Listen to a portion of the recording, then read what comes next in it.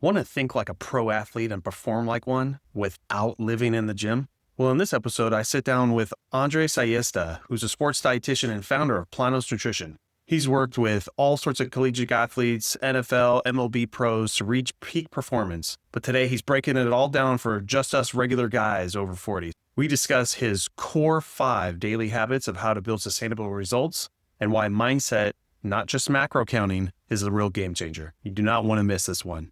Real quick, my SKOOL community is ever growing. Check out the link in the show notes. It's where I'm spending all my time with my audience. It's basically a community much like Facebook groups, but a lot more interactive. We have coffee chats. I'll be doing Q&As pretty soon, as well as having other like-minded over 40 people who are interested in, rapid weight loss, longevity, new tech trends coming out. So it's not just me in there. And get in while you can before I hit my first 100 people, because after that, I will be charging to new people only. So let's get on with the episode. Andres, I just want to thank you for coming on my show. Real excited to hear about peak performance for men, hopefully men over 40 as my audience is, but feel free to help out the 20 and 30-year-olds as well. Before we get started, my audience always wants to get to know the guest. How'd you get into what you're doing? And then we'll start talking about different hacks and pick your brain later. This will be fun.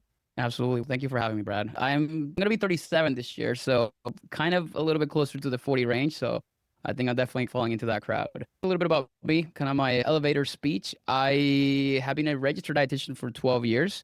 It was not my first choice when I was going to school. In fact, I wanted to be a doctor. Originally, I'm from Venezuela, which is where that dream started. I was born and raised in Venezuela, in South America. I grew up wearing stethoscopes and a bunch of different doctor stuff. I was the top of my class because I knew how hard it was to get into med school. Didn't happen. My dreams came crashing down when I didn't get into it. They gave me the choice to enter into nutrition school. And they said, well, it's part of the School of Medicine. You can switch over if you want to, and it's a little bit of an easier path. I was like, okay, this is exactly what I need. I discovered nutrition and the impact it has. One key thing that I learned from my cousin and a therapist back then when I was 19 years old is that dietitians are more charged with preventing disease rather than treat it, right? So maybe that's what you can do. And that stuck with me ever since. That brought me to the United States. I worked with professional athletes at the highest level, which was my second dream. I wanted to be a doctor, an orthopedic surgeon for professional athletes.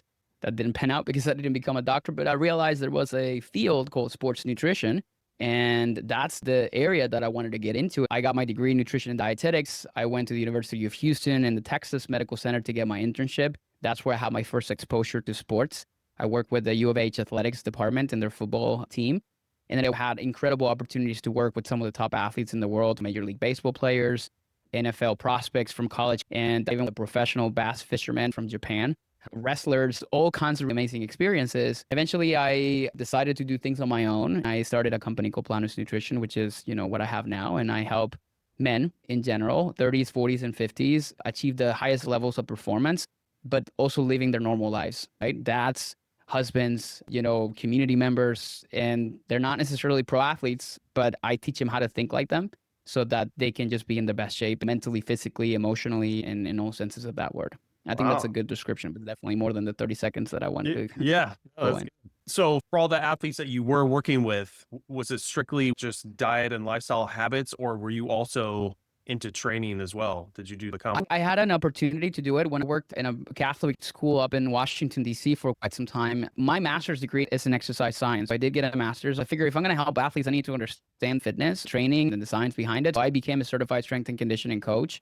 I was never a coach per se, but I understand it. Now with our programs, I do program coaching, like training for our guys. It's just not being like my main top priority, but nutrition, lifestyle, those things happen. Well, as far as going back to kind of the athletes and that being your niche for all those years, what are some of the things that you were doing with your athletes that wasn't happening at that time? Versus other programs they were doing? Like, what's so special about athletes? I think the biggest and most unique thing that I learned about athletes was more of a mindset aspect, the way they carry themselves in their lives. A professional athlete is a beast of its own mentally because they didn't get there by just being an average athlete. So for me, I thought I needed to understand what that mindset was. When you're thinking about pro athletes, their bodies are their biggest assets, right? They're getting paid millions to perform the best that they can on a Sunday night or 200 plus games in Major League Baseball 4 to 5 times a week. So I realized there's something that separates them from anybody else. And it was a lot of times it was what we call a growth mindset. It's like, how can we learn from failure? How can we take opportunities to learn and improve? I thought not only that, but also how they're thinking about nutrition, at least the best ones. They're thinking how they can nourish and fuel their body so they can perform their best. So I took that concept and I said, what if we start thinking like we were athletes in our arena or field is essentially our day-to-day living, right? How can we start to think about every single thing that happens to us, every obstacle that we run into, every decision we're making about nutrition and how we are optimizing the best that we can so that we can perform at our best? A lot of times people think of performance and they think sports or physical performance, when in reality, we want to perform cognitively at the best of our abilities. We want to be mentally sharp, emotionally intelligent, to be able to fuel our bodies according to what we need to do all those different things. So I think that's what separated athletes from people that are not. But I feel we can have the same mentality if we teach ourselves how to do it properly. And that's what got me into more of a holistic approach to health rather than just simply telling people what to eat, which is one thing that a lot of time people that come to me expect. They want me to give them the meal plan. They want me to teach them exactly what to eat. And I think you've probably talked to many people on this podcast about the fact that it's not just what you're eating. And that's where I adopted more of a holistic approach and a performance approach to health, which is what I teach a lot of the guys that we support in my audience and also our clients. Yeah, let's dive into that. We talked about some athletes, and some of us over 40 can still train and do similar stuff to the athletes without the actual performance part. But, that's fine. We want to have some of the same benefits and everything. So tell us a little bit about your program, kind of keeping the over 40 male in mind. What are some of the things you start working with? And I'm going to get super granular on some of this stuff so people can start to implement things. I always tell my audience, I want to make sure this stuff that I'm teaching, I coach people on it, but because a lot of times they don't have the tools to be able to do them themselves. One of the most important and unique things that I teach our clients, and particularly are the guys, again, over 40, because I do have majority of the guys that come to me. I feel like it's after 40 when they start to realize that they need to do something about their health. One of them is, I call it a 3R process, right? We have to reset. Essentially, it's one of the main things, and I'll walk you through what those things are. Rebuild. We have to rebuild everything they have learned up until this point and reshape it a little bit. And we have to retain that process and frameworks we implemented to rebuild ourselves so that we can sustain this long term. For me, one of the biggest issues that I'm noticing, especially for men after 40, is the fact that they're no longer thinking of, I want to have a six pack and I want to look the best naked and I want to have all these different things. They're thinking longevity, right? Yeah. At least that's what I'm thinking right now. I have a 2-year-old son. Do you have kids? I have a 8-year-old daughter. Yeah. So I'm sure a lot of things change when you had your daughter, right? So you're thinking differently. I want to be around when he's 50 or 60. Not only that, I want to be able to move as best as I can. So you start to change your drivers. So when we go into the 3-step process, I teach our clients, resetting is essentially taking a look at what is it that your life looks like right now in different components. So for example, your nutrition, you start to audit what you're currently doing and implementing. For me, one of the biggest things, the easiest for men to implement in an auditing process is keeping a food journal. It's incredible the amount of stuff you'll find. And when I'm talking about a food journal, it could be tracking your calories and macros using a regular app like Chronometer or MyFitnessPal. Or it could be as simple as just simply keeping a good old notebook and putting in everything you're eating. There's research to support that even the act of writing the stuff you're eating gives you the awareness required to make important changes.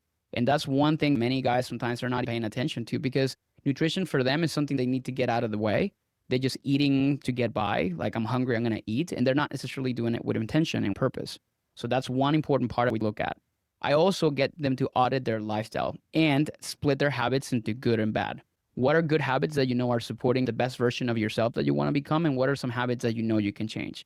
Like, if I ask you right now, if there's any bad habits you want to change, there's likely going to be at least 5 you come up with, whether it's like hitting the snooze button in the morning way too many times, or having that sweet thing and then maybe having 5 cookies instead of 2, which is maybe a normal serving.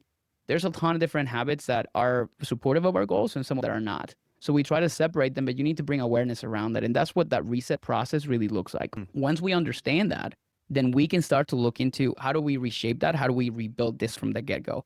When it comes to nutrition, to me, the most important piece that is required for men that, again, work, our parents, husbands, and things like this, is they need to have flexibility. I think plans are not helpful for that. Why do I say that? because a meal plan gives you too much rigidity. It doesn't give you a lot of opportunity to adapt to whatever your life throws at you. Kids sports, social events, or work travel, how do you implement that? So for me, I don't really give out meal plans to our clients. I teach them a concept of calorie and macronutrient awareness. I help them develop that as a skill. And eventually they did it so many times that they don't have to do it because they know they have so much understanding and knowledge of what they're putting on their plate. They know how much protein they're consuming or a ballpark of that. And now they start to have more intention and purpose behind their nutritional strategies, which is the way I personally live my life. I know when I'm not doing well in my nutrition. I also know when I'm not having enough protein and when I'm having a lot of protein. So these are just smaller things that can help rebuild that process and start to reshape the things that they're doing to be able to fuel their bodies accordingly. Now, that's essentially the process and how it works. How do we create systems and frameworks in place? So this is a long-term process. One thing about me, and you'll see me telling all my audiences, I don't care, let's say, for example, weight loss. I don't care how much weight you want to drop. I don't care if you drop to 20 or 40. I care more about you doing that, but also in 3 years, being able to sustain that. And I think that's not what a lot of times like people do. They do something quick and drastic, particularly men. They just want to go for like the quick thing. I just need to kind of get this weight off. And they don't really make it last. It's not sustainable for them. So that's where frameworks and systems to sustainability really come into place. This is where habits come into play. What are your habits that support your goals and what are some of the things that do not? So that's sort of the framework in short on the things that I typically do: resetting, rebuilding, and retaining, which is the 3R system that we teach inside of our programs. Yeah. So there's not a specific type of diet that you're really pushing. It's more of just building these frameworks, whatever works with the clients, and then having that mindset, whatever option they choose. And I think that's a great way, because my whole thing too is diet is whatever works for you and your lifestyle. It's constantly changing. That's okay. Obviously, get a wide variety, get your micro minerals. It's not all about macros. And then my thing too is journal everything, not just what you're doing in your workouts and your diet, but when you feel good, when you feel sad. I have a little Microsoft Notes in my phone, and I have like a category for each one of them. Super helpful. Yeah, it works for different people different ways. But I think one thing I learned from a mentor once is awareness precedes change. When you shine the line towards you instead of outwards, then you can start to understand what parts of you need to change or improve. This is like a journal. I have 20 more like that from previous years. Sometimes it's mindset stuff, or it could be a brain dump on your Microsoft Notes or your Notes app on your iPhone or Android. So it's essentially starting to build awareness around it. Back to your point about the best diet is the one that works for you. I like to use the word diet agnostic. I don't believe that any diet is superior than other. Some of the people I've worked with in the past thrive on a low carb, high fat diet. They love it. It's their lifestyle. Perfect if that works for you. My problem is with diets you use for getting a quick outcome or getting to a quicker result, because none of those things typically last. And a lot of people that I have worked with never create a plan for after the plan, which is the problem. It's like, what happens when you're done with this diet and you drop the 20 to 30 pounds or got whatever you needed? This is where the problems lie. They start to experience, they go back to their older selves because they realize how hard it was to do that diet. And they're like, screw this. I'm done. I'm ready to go back to my old lifestyle. I already lost the 20 pounds. What happens? You gain it all back up. For me, flexibility is key. There are some things we can talk about that you have to put in place in terms of diet, but it's also a process of how much skill you have in terms of nutrition. I honestly think all these diets that people do, they're called advanced nutrition strategies. I feel they are things that they shouldn't do unless they have a very basic foundation of understanding of nutritional sciences. And most people don't have that. They're trying to run before they learn how to walk. Yep. Well, let's move on to that. Say someone's got a solid foundation, they're learning good habits, they're journaling everything. What are some of the things that you see across the board, or certain tips or hacks that people can start implementing, knowing that they've got their foundations started? What are some of the more advanced stuff that you teach in your course? So first, I'll teach you what I think a foundation looks like for most people. And then I'll walk you through what I think they can start to do after that. There's a system I like to call the Core 5. Mm-hmm. In health and fitness that I think is incredibly valuable to establish what I think it's a foundation. And these are 5 things that I always go on podcasts and say, there's 5 things that are stupid simple. And when you hear them, they're going to be like, I already knew that. But I feel like when you assign a system to it and you understand it sort of like at these 5 important things that I need to do every day, they stick to you better. And a lot of the times people are not doing these 5 things anyway. So let me walk you through them. These are just 5 things in nutrition or health that are really super helpful. Number 1, we talked about it earlier, is prioritizing protein and do it consistently. This can be as simple as asking yourself a question, which is when you're sitting down to have your breakfast, Am I having a protein source, and is it enough? Simple as that. At this point, you're simply asking yourself the question, am I getting a source of protein? If I had a piece of toast this morning, am I having any protein in here? No. So then that's a prompt for you to add it. Let me get some eggs in there. Let me get some Greek yogurt. That's number one. Same thing applies to the rest of your meals. The second thing is something that is underutilized and not many people do a good job at, which is hydrating properly and drinking enough water. If it's in front of me, I remember to do it. Hydration is so key and so important. And it's crazy how it affects our cognition, our mental capacities, our performance in the gym when even we're 1% dehydrated. So I cannot emphasize enough how important this is. The third thing when it comes down to nutrition is getting enough fiber. This is not only helpful for satiety purposes, but at the same time for good health, for good gut health, which is so key. Gut health is so important for overall health in general. The gut is our second brain. And there's a very important connection between our mindset and the way that our gut feels. And whenever that's not in really good state, then this is where a lot of problems can lie. So getting enough fiber through enough fruits or vegetables is a good place to do it. There's other sources of fiber, but I think those are the key ones that most people need to have. And 2 to 5 servings every day, it's as simple as that. And it doesn't have to be complicated. Number 4 is do not skip meals.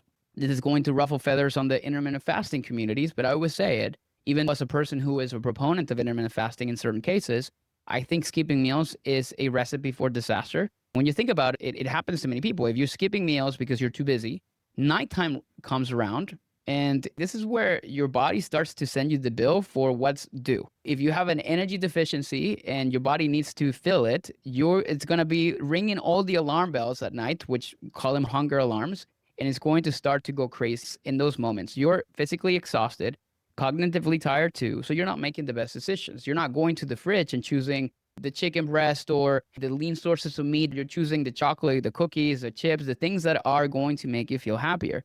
So a lot of times what happens at night and the devouring like your entire kitchen at night, which tends to happen. I have been a prey to that, and I've done that in the past many times. I'm sure you have too. It happens as a result of it's a physiological need met with a emotional response, because we want to do things that do not require a lot of decision making, and that also makes us feel good. It also connects with this entire topic and the people's relationship with food. This is something that is a little frowned upon in men. Again, I always talk a lot about it, but that's another piece that is also important. So it's not skipping meals is going to help you maintain not only your blood sugar balance, but at the same time, really maintains good levels of satiety so that nighttime rolls around and you're not devouring your entire kitchen and having 2,000 to 3,000 calories within a couple hours without even acknowledging or realizing it, which happens to so many people. So that's number 4. The last one is not nutrition specific, prioritizing movement. We are so sedentary, Brad, and I'm sure you know this. We are spending way too much time sitting down. This has gotten worse after the pandemic because we're working more from home. We are not an active society, at least in the United States. We have the tools to be able to be. So that's one prompt I tell people is try to prioritize some form of movement. You don't have to go an hour to the gym.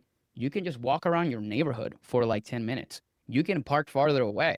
You can take the stairs. It's just little micro moments of movement you can incorporate in a day. Sometimes I call them movement snacks. Going to the gym and doing these things are going to be conducive to overall health, not only in helping you lose fat, but also being associated with longevity. Men and women who walk more, for example, they tend to live longer. So there's only upside of doing that, and not many of us are doing a great job at this, including myself. Those are 5 things that I feel are helpful hacks or tips to develop the foundation. If you do those 5 things consistently for 30 days, then that's open up more room for deeper things. For example, tracking macros. Now you're starting to develop more awareness about how many calories you're consuming and now sticking to a specific target or goal. Then you get into how much protein I'm consuming. And then the next level is tracking all macronutrients, carbohydrates, proteins, and fats. But see how I started with the foundation, which is those core 5, but many people sometimes are starting their macro tracking process. They don't necessarily understand, or they're not necessarily doing a good job in these like 5 things. They just guiding themselves based on numbers. So that's a mistake many guys make. And it's an important process. Another advanced strategy that a lot of guys start with initially instead of building the foundations is supplements. There are key supplements that are helpful. You should not supplement your diet unless you have a good diet to start with. That's a big mistake many guys are making. So I think when it comes down to advanced stuff is any specific dietary regime, intermittent supplementation. These things I feel are going to be more advanced once you establish a key foundation. Yeah. And that's the thing I promote too. Supplements is dead last after you've mastered everything. see what you're deficient in. Don't just take supplements because you think you need them. See which ones you need after you've been journaling, after you've been tracking a little bit. Plus, it's a lot cheaper versus buying hundreds of dollars worth of supplements that don't do anything. You're just doing the shotgun method. Most people on social media, and they get bombarded with ads about take this to increase like fat loss, take do or that, or improve performance. And there's so many different things out there that seem honestly really strong marketing and seems convincing even to me. But I feel you need to ask yourself, well, first, is this necessary? And second, do I have the right foundation in place before I start to take something that perhaps is not going to help me? I had a client, he's 50, and he told me a story about how he ended up in the ER room because of a stack of supplements that were recommended to him in a GNC store. Do not listen to the GNC store guy, because the likelihood of him being a nutrition expert was most likely none. He ended up in an ER because he was taking this thermogenic, and these are going to be very potent stimulant supplements, and sometimes they're unregulated and can land you in the hospital if you're sensitive. This is another reason why you need to be careful with what you're taking. And there's a whole process that I teach also inside of our program on how to evaluate a supplement to make sure that it's something that you should be taking, because there are specific brands that are reputable.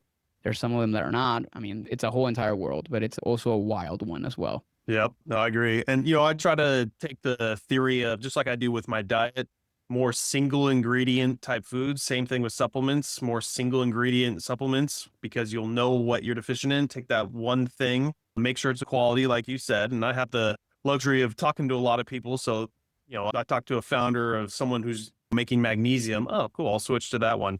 But it's not something that has 20 different things in it, like all these bodybuilding products too. I think simplicity, and this is all like in food choices, right? Like for me, I try to follow a tiered system when I'm choosing food. It's like tier one is going to be things that have one ingredient. So when you think about that, that's all your whole foods, right? Your meats, your vegetables, your fruits, like your tier two are going to be like 1 to 2 ingredients, like, things like dairy and stuff like that. And then tier 3s and 4s are your processed and ultra processed.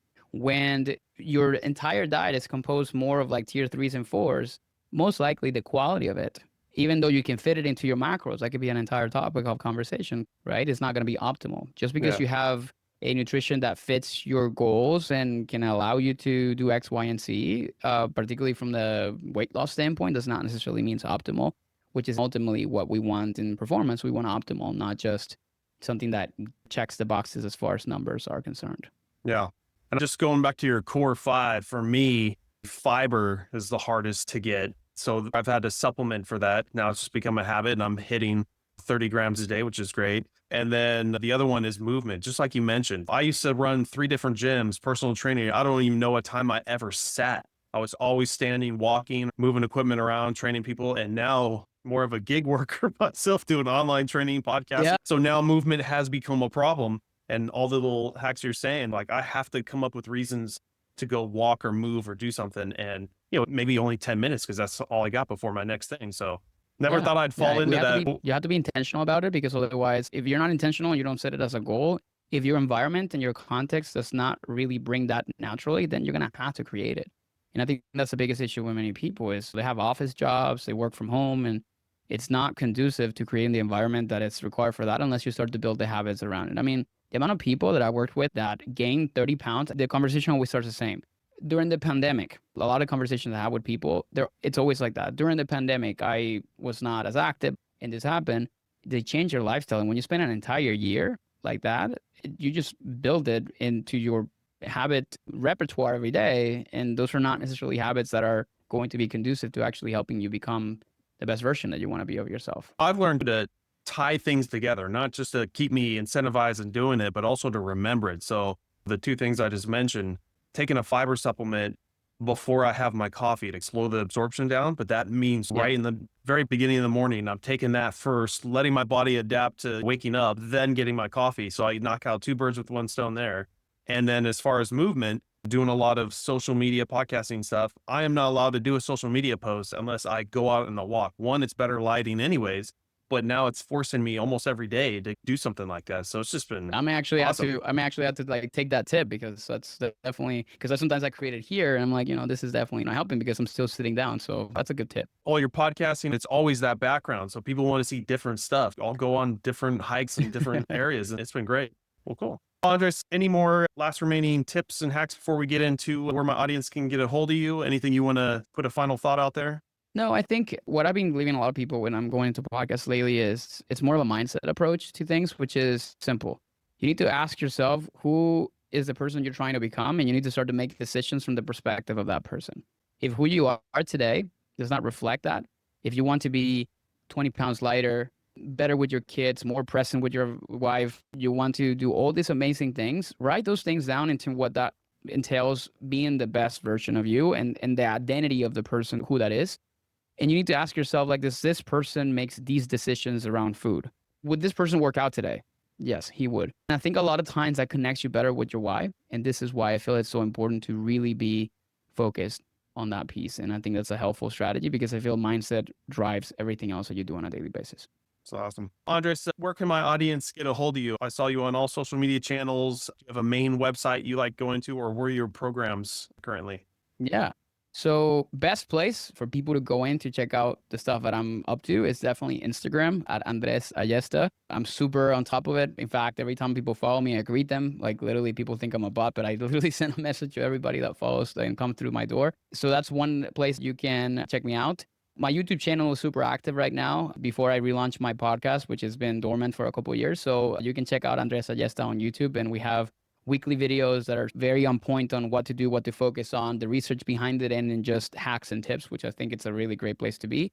And then my main site is planosnutrition.com, where people can just go in and browse through some of our programs. For guys listening to this, though, I put together a really amazing masterclass. I call it the metabolic reset process for people over 30 and 40 and 50, which essentially breaks down the 3 steps that we just talked about today, and then specific strategies that you can implement to help and support you. And I offer also a metabolic audit for free. If people want to go and check out that, I'm going to send you also the link to you, Brad, so you can add it into the show notes. And those are the best places to be. There's a ton of other freebies and stuff that I have in our site, inside our sites, recipe books, calculators, and things like that you can explore. But those are going to be the main places to be. Honestly, you're definitely going to be wanting to check out Instagram. I was mentioning that I'm going to be doing a crazy experiment starting in a couple weeks where I'm going to be doing a whole foods diet for 30 days. I'm going to be adding some seed oils, the very feared seed oils. So I'm going to be adding a tablespoon of canola oil every day for those 30 days just to test, my body composition, inflammatory markers, the whole 9 in terms of obviously before and after. Then I'm going to be taking a couple weeks off and start a 30-day carnivore diet. I don't think there's many dietitians that have done that. So I think it's going to be an interesting experiment. And again, I'm trying to really understand what's the difference between what happens if I just eat a whole foods approach versus going carnivore. And are the crazy claims about carnivore diets as good as they say, especially when I'm transitioning from a already good diet to start with? So those are going to be things that I'm going to be documenting inside of my YouTube channel and also on Instagram. So that's another reason why you definitely want to check it out. I'd be happy, Brad, if you want to bring me on to talk about the results in the future so we can go through what I found and the results of the experience.